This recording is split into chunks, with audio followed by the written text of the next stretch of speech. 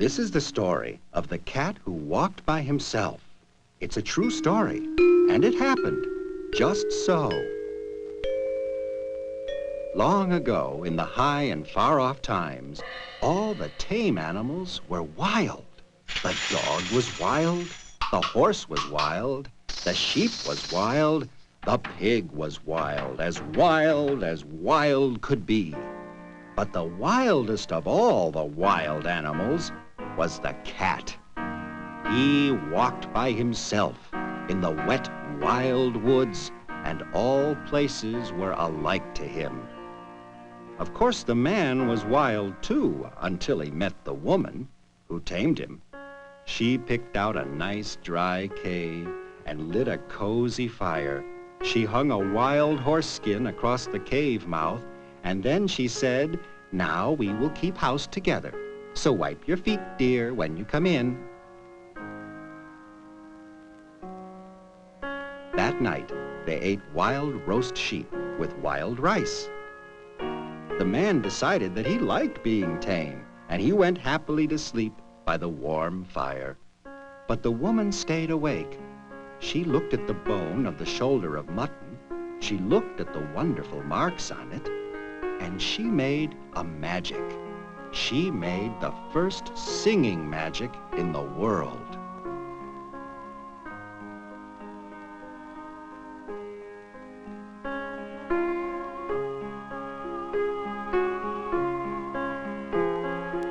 Out in the wet, wild woods, the wild horse stamped his wild foot and said, "Why have the man and woman made that great light?" But Wild Dog lifted up his wild nose and said,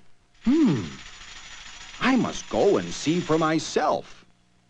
Cat, come with me, please." "No," said the cat. "I am the cat who walks by himself, and all places are alike to me. I will not come." "Then we can never be friends again," said Wild Dog, and set off for the cave. Then the cat thought, "It's true that I am the cat that walks by himself. However, I think I will go and look at this new light."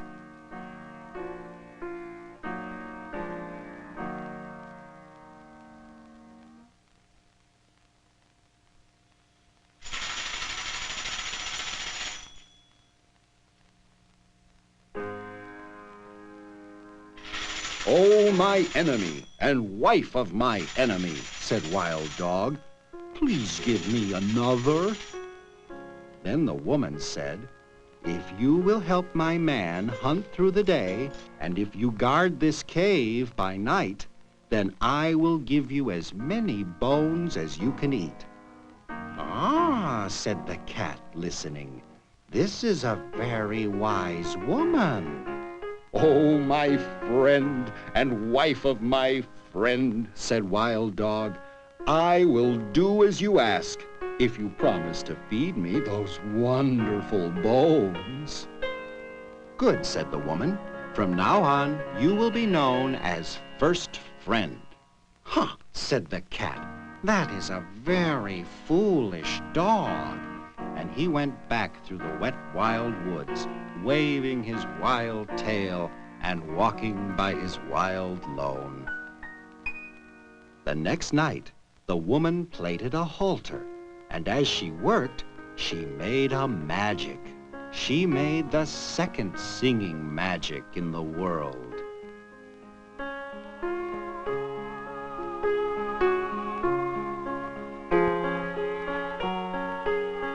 Wild Horse stamped his wild foot and said, "I will go and see why Wild Dog has not returned. Cat, come with me, please." "No," said the cat. "I am the cat who walks by himself."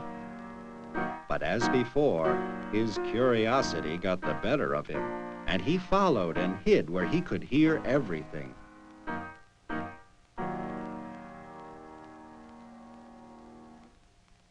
"Oh, my enemy and wife of my enemy, where is Wild Dog?" The woman laughed.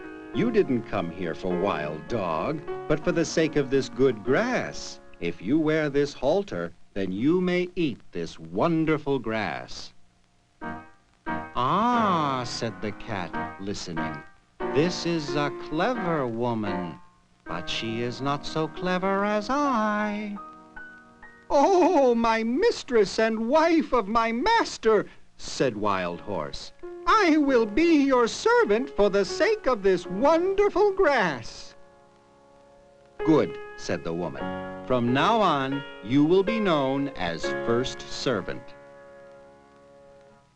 "Huh," said the cat. "that is a very foolish horse."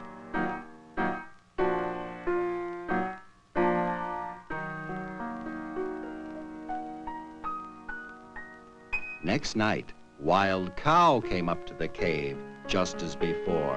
And when Wild Cow had promised to give her milk in exchange for the wonderful grass, the cat went back through the wet, wild woods, waving his wild tail and walking by his wild lone. Next night, Cat waited to see if any other wild thing would go up to the cave, but no one moved, so he walked there by himself. "Oh, wife of my enemy, where did Wild Cow go?" The woman laughed. "You're not really here for Wild Cow, but for the sake of her warm white milk. But it is no use, for we have no more need of either friends or servants." "I'm not a friend or a servant. I am the cat who walks by himself, and although all places are alike to me, I would rather like to come into your warm cave." Woman said, "Then why did you not come in that first night with first friend?" Cat grew very angry.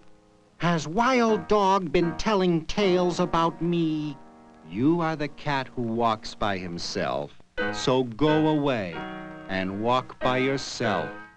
Then Cat pretended to be sorry. "Must I never come into the cave? Must I never sit by the warm fire? Must I never drink the warm white milk? You are wise and very beautiful. You should not be so cruel, even to a cat." "I knew I was wise," said the woman, "but no one has ever called me beautiful, so I shall make a bargain with you. If ever I should say one word in your praise, you may come into the cave." "And if you should say 2 words in my praise?" "If I do, then you may sit by the fire." "And if you should say 3 words?" said the cat. "Ha, I never shall. But if I do, then you may drink the warm white milk." Then said Cat, "Now let the curtain at the mouth of the cave, and the fire at the back of the cave, and the milk pots that stand by the fire remember what the wife of my enemy has said."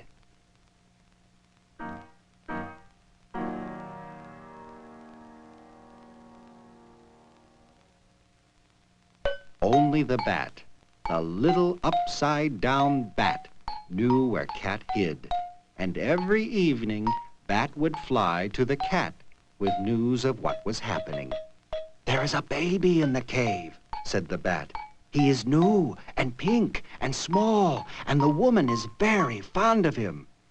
"Ah," said the cat, "but what is the baby fond of?" "He is fond of things that are soft and warm and tickle." "Ah," said the cat, "then my time has come."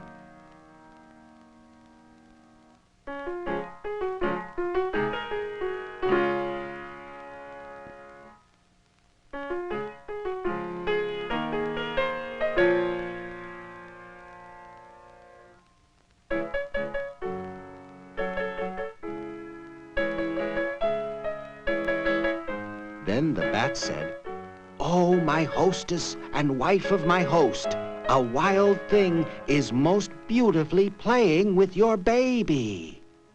"I have been very busy," said the woman. and he has done me a service by keeping my baby happy. So, It is I, said the cat. You have spoken one word in my praise, so now I may sit within the cave. But still, I am the cat who walks by himself, and all places are alike to me.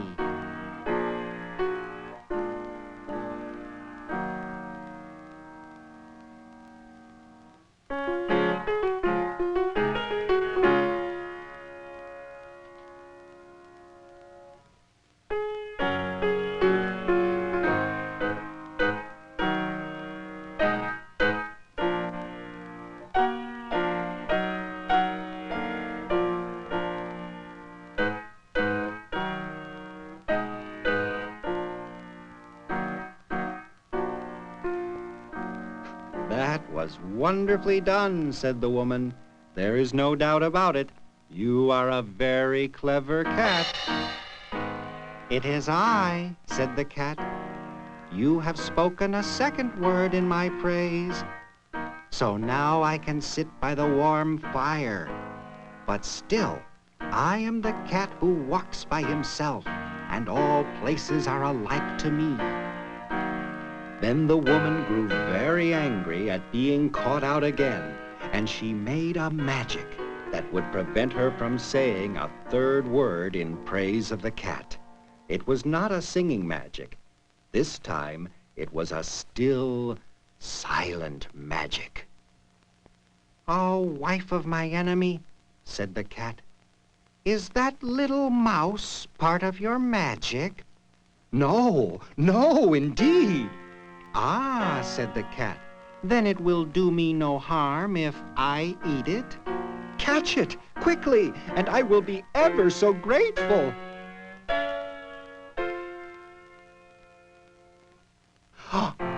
100 thanks. You are certainly a most remarkable cat. It is I, said the cat. You have spoken a third word in my praise, and now I can drink the warm white milk. But still, I am the cat who walks by himself, and all places are alike to me. You have certainly got the best of me in our bargain, laughed the woman. But here comes the man and the dog from hunting. They may be angry at your being here. That is so. Now it is time for you to make a bargain with me. If you do not catch mice when you are in our cave, then I shall throw these 5 things at you whenever we meet. The cat counted the 5 things, and he said, Yes, I will catch mice, but I shall never be your servant. I am still the cat who walks by himself, and all places are alike to me. Ha, said the man, your obstinate independence puzzles and angers me, so I shall still throw 3 of the 5 things at you whenever we meet.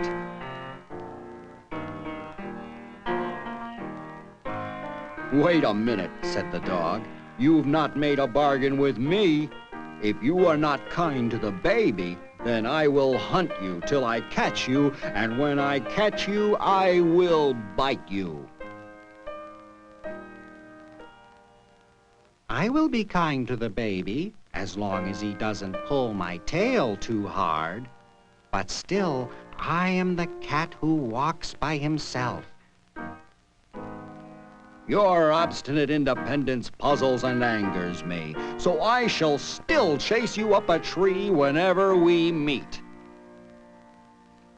And ever since that day, 3 proper men out of 5 will throw things at a cat, and all proper dogs will chase him up a tree. And the cat keeps his side of the bargain. He will catch mice and is kind to babies, so long as they don't pull his tail too hard. But in between times, when the moon comes up and the night falls, he goes out to the wet, wild woods, or on the wet, wild roofs, waving his wild tail. For still he is the cat who walks by himself, and all places are alike to him.